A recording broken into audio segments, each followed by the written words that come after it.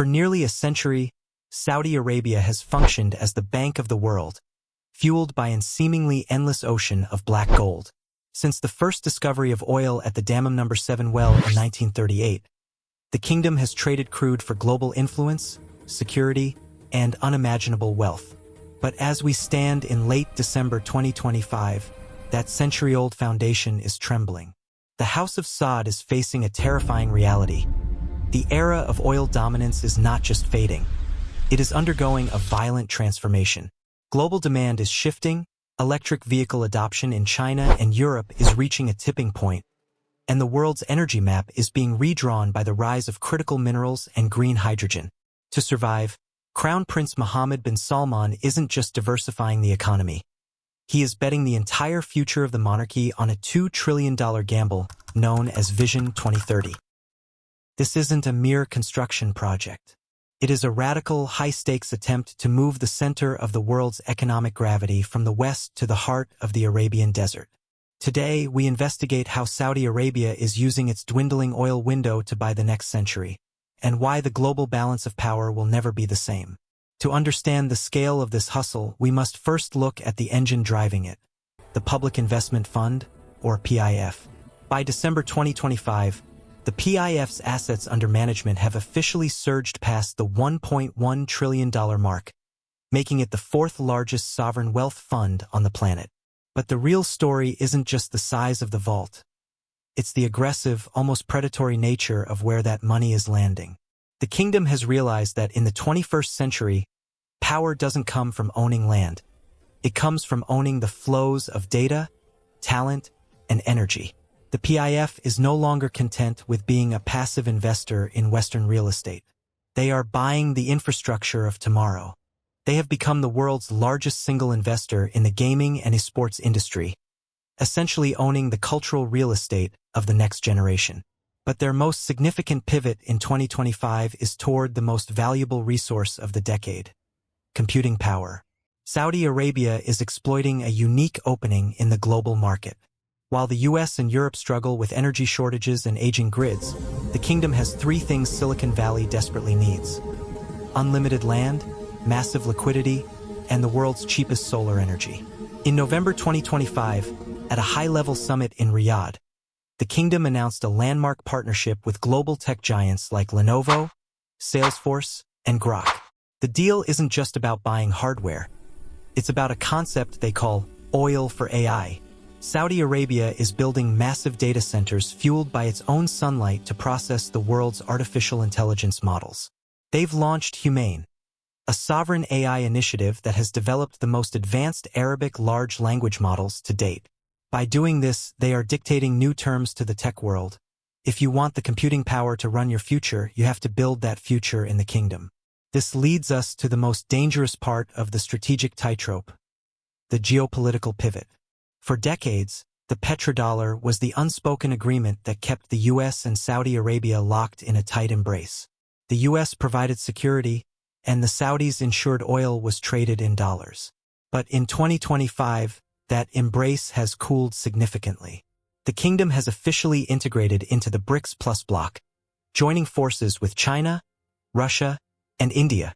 While they haven't fully abandoned the dollar, they are now participating in BRICS Pay, a decentralized payment system that allows them to trade oil for Chinese yuan and Indian rupees. Crown Prince Mohammed bin Salman is playing a masterclass in multi-alignment. In the convergence of tradition and innovation, we find our strength. He is positioning Saudi Arabia as the global hub, connecting three continents: Africa, Asia, and Europe. This isn't just rhetoric. The physical infrastructure is being built. By leveraging their position on the Red Sea, where 12% of global trade passes, the kingdom is building the King Salman International Airport and the Oxagon Port, designed to be the world's most advanced automated logistics center. By controlling the ports, the data, and the new green energy supply chains, Saudi Arabia is making itself a required partner for both the East and the West.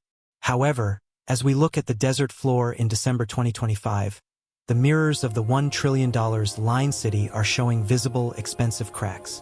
This is the moment where the hustle has hit a massive financial wall. For years, The world was mesmerized by the concept of the Line, a 170-kilometer-long mirrored skyscraper meant to house 9 million people. But the reality of late 2025 is much more modest. Leaked internal audits and reports from the Wall Street Journal suggest the project has been drastically scaled back. Instead of 170 kilometers, the kingdom is now focused on completing just a 2.4-kilometer segment by 2030, capable of housing only 300,000 residents. The reason for this strategic pause is a brutal economic reality.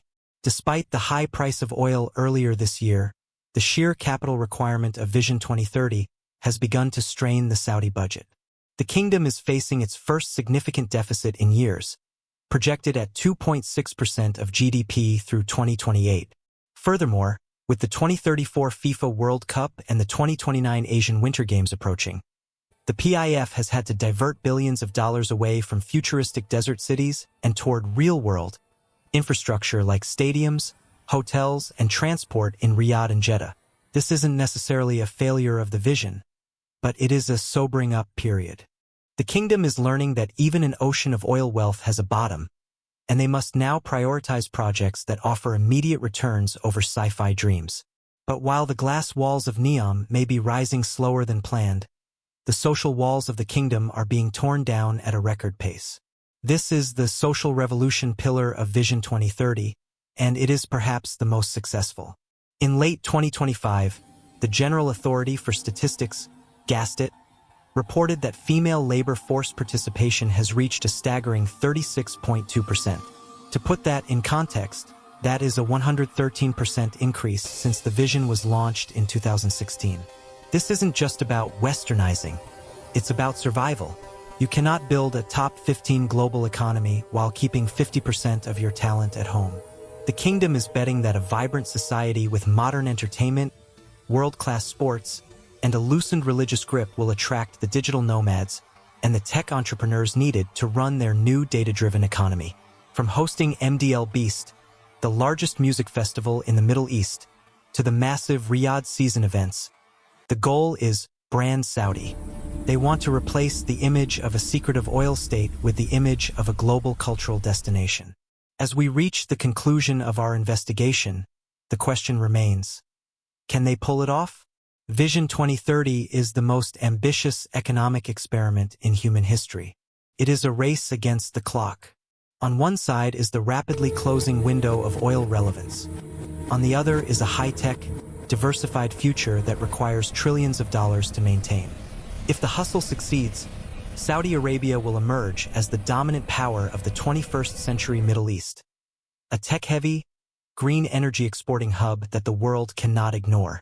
If it fails under the weight of its own debt and the complexity of its megaprojects, it could trigger a regional crisis that would make the 1970s oil shocks look mild. The stakes could not be higher. The kingdom is no longer just selling oil. They are selling a new version of the future.